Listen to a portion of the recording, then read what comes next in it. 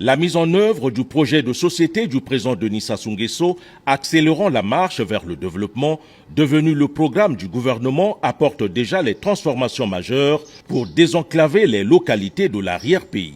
Ce vendredi 17 juillet 2026, le tour échoit aux populations du département du Congo au Bangui d'accueillir le président Denis Sassou Nguesso à l'occasion de la mise en service du réseau électrique de la communauté urbaine de Mosaka. Cette dynamique nationale d'électrification rurale suscite la joie des populations d'une étape à une autre. Sortir de l'obscurité est un véritable soulagement historique pour Mosaka. Ici, le chef de l'État est accueilli avec honneurs militaires et civils. Après les honneurs militaires des troupes de la garnison de Mosaka, le président de la République, Denis Sassou Nguesso, est salué par les officiels invités pour donner un coup d'éclat à la présente cérémonie.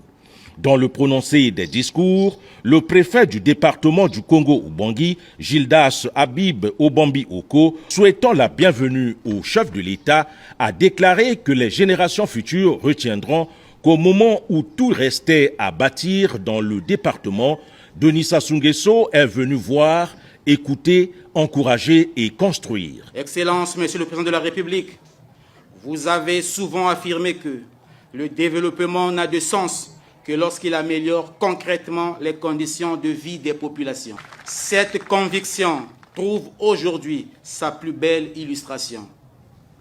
L'électrification de la ville de Mosaka n'est pas simplement l'allumage de lampadaires, c'est l'allumage de l'espérance.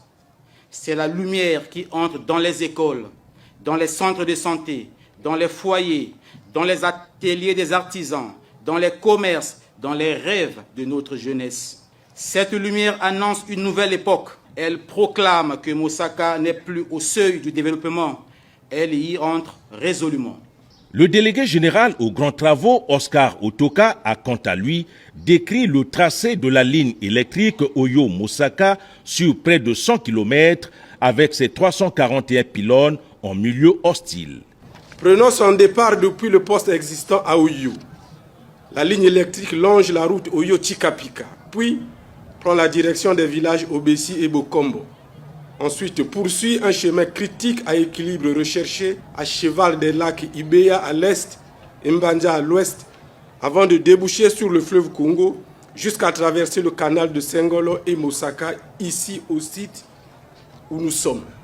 Il est donc évident que pour couvrir ce linéaire de près de 100 km de tracé de la ligne électrique Oyo-Mosaka, l'entreprise Valiant Power a fait preuve de résilience forgée dans le feu de la diversité de l'environnement et de prouesse face au caractère titanesque des travaux.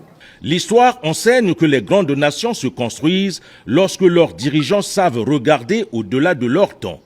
La présence du président Denis Sassou Nguesso à Mosaka est donc l'engagement d'une promesse qui est tenue. C'est aussi un message que le chef de l'État adresse aux Congolais qu'aucun espace territorial n'est trop éloigné pour la République.